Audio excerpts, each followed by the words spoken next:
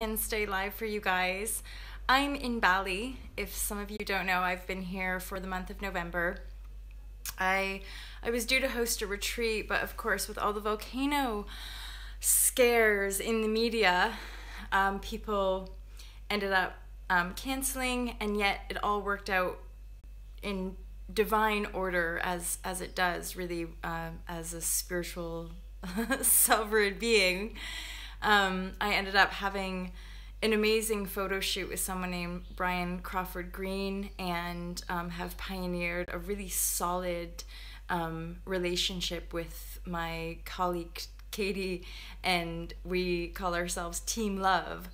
And what's been happening this month is an incredible rising of the divine feminine energy within, and a kind of reclamation of divine power, and also processing a lot of anger, a lot of unworthiness, and feeling these kind of spills of intense emotion.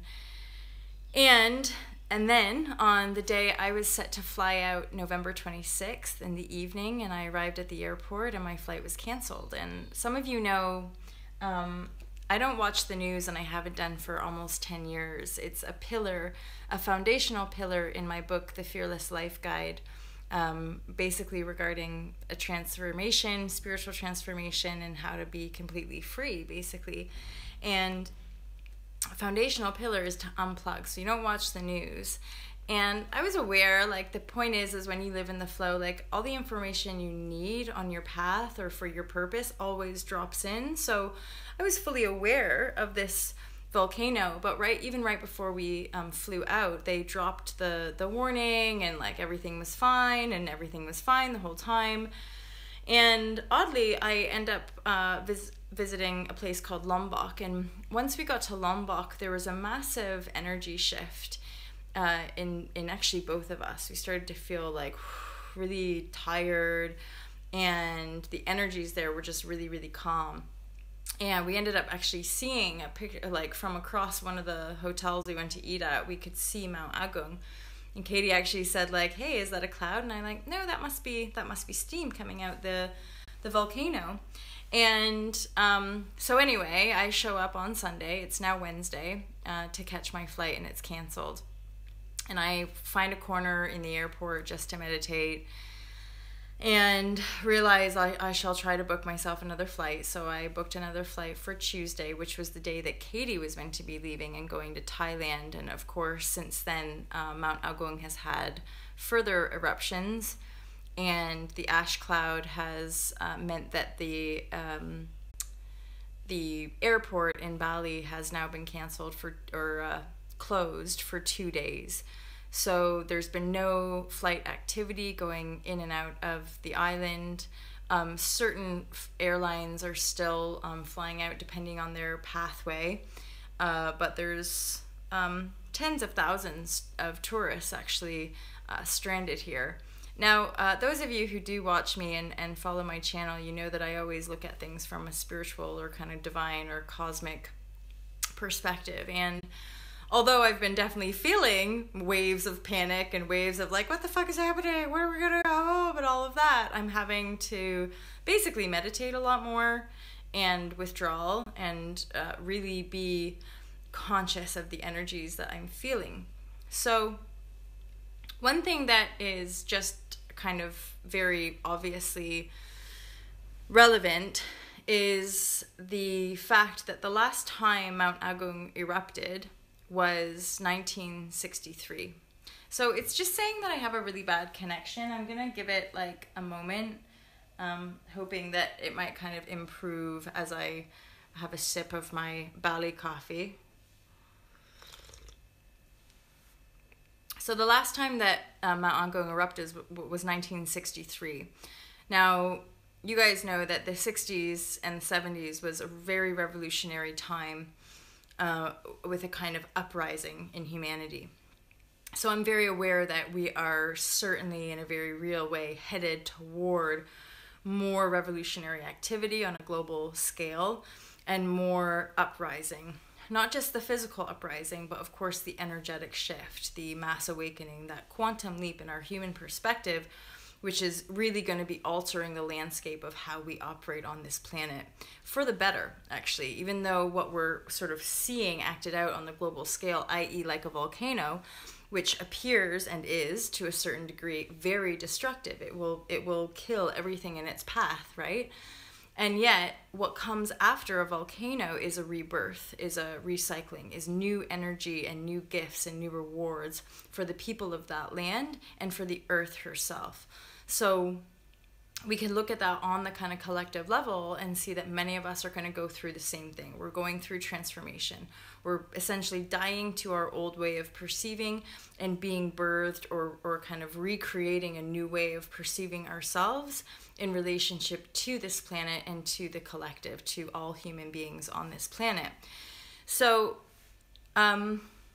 personally, this is just a lot about like being in trust, being in flow, practicing what I preach in this book about, just trust and have faith that I'm here to be of service, that I'm here to help sort of ground and clear a lot of rather intense energies from the island, and also for my own expansion and my own awareness to make the right connections. I've met other new paradigm leaders, and the meditations that I'm experiencing here are just really rather profound.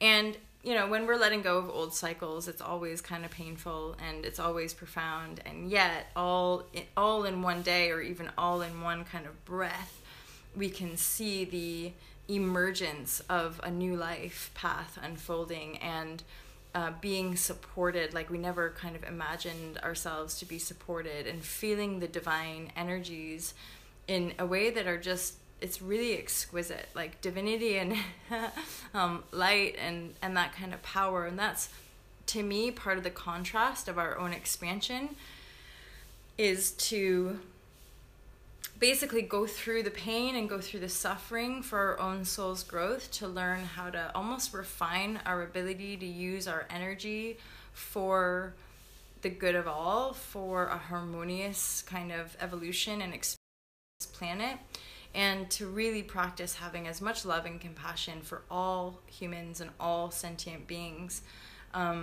as a way to grow and raise our energy field and our vibrations, basically.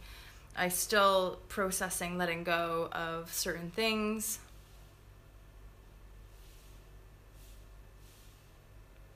Yeah, I do the same thing when I see animals. When animals drop in, I was looking up the symbology of or symbolism of a cow, because of course we had that photo shoot. We didn't even plan it to happen the way it did, but we ended up going into a field and stripping down and having photos and cows were in the field, so it wasn't like a conscious thing. But then after the fact, I was like, wait a minute, we should look up cows. And cows are all about like nurturing and motherhood and fertility. But to me, that is really about like the sacred and like reclaiming that sacred, nurturing, mothering, but very kind of powerful and strong energy. And that's very much what I'm experiencing here in Bali, is this like intense like mother energy. And I'm not a mom, but like I still feel like the innocent beings on this planet, and like just the innocent beings on this planet, that they're partly my responsibility to like protect them and nurture them and love them and all that kind of stuff. So very, very powerful. And, you know, certainly our ability to be clear with people and forgive ourselves and forgive others is what I'm learning is the best way to be able to, you know, not just burn bridges with people, because at the same time I'm very aware of me not entering into engagement with people that I know intuitively like project onto me not very nice stuff.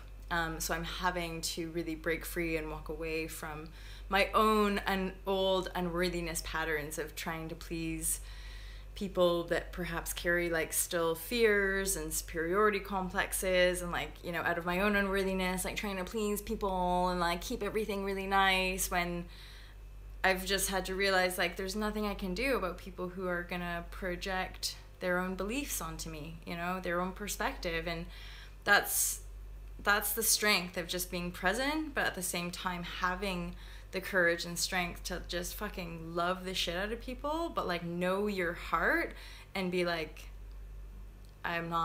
it's not there, you know, I can't keep punishing myself or keep hurting myself in that regard. So all of it's divine. Never could have imagined all of this crazy awesomeness happening, but I feel totally supported and loved and guided, and it's miraculous, but it's all very much like forcing just present moment awareness, because I can't plan for the future. It could be days, it could be weeks before I'm on a plane back to England. And yet I just have faith and trust that I'm here to have more encounters and also to protect and help hold space. If I'm called to go to any of the evacuation centers to meditate or do yoga with people, we'll see what we're meant to be doing. Some of us